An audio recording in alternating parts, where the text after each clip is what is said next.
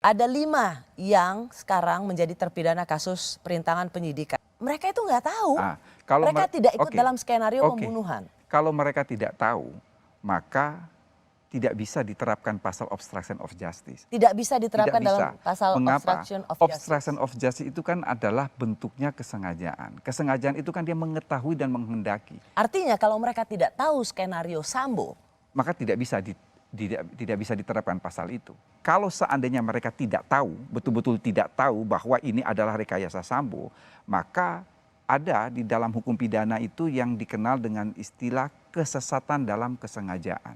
Kesesatan dalam kesengajaan itu bisa membebaskan orang dari tuntutan pidana. kesesatan dalam Dalam kesengajaan itu yang dikenal dengan istilah fatale dwelling, kesesatan fakta. Kesesatan fakta itu artinya apa? Jadi dia hanya semata-mata mungkin menjalankan perintah atasan, tetapi dia sama sekali tidak tahu bahwa ini adalah suatu rekayasa dari Sambo.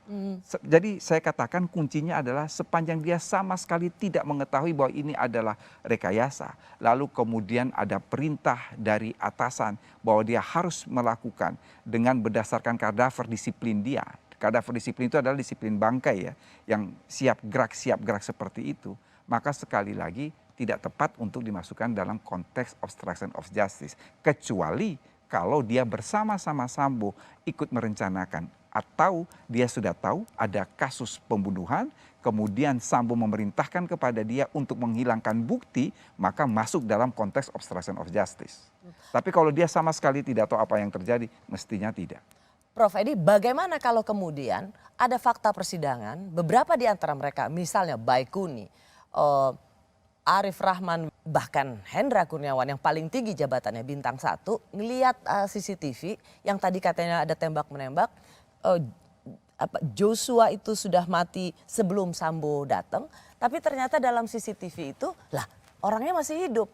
Jadi mereka melihat ada CCTV yang berhasil di-copy, tapi kemudian mereka diam. Apakah ini bisa dianggap obstruction of justice? Memang obstruction of justice itu sangat luas. Jadi kata-kata perbuatan dalam obstruction of justice itu mempunyai 2 makna. Makna positif artinya dia melakukan sesuatu, perbuatan aktif, tetapi juga bisa memiliki makna perbuatan negatif. Artinya dia tidak melakukan sesuatu yang harus dia lakukan. Itu yang kemudian bisa itu dikategorikan sebagai suatu obstruction of justice. Jadi tindakan menghalang-halangi, merintangi atau menunda penyidikan itu baik melakukan atau tidak melakukan sesuatu.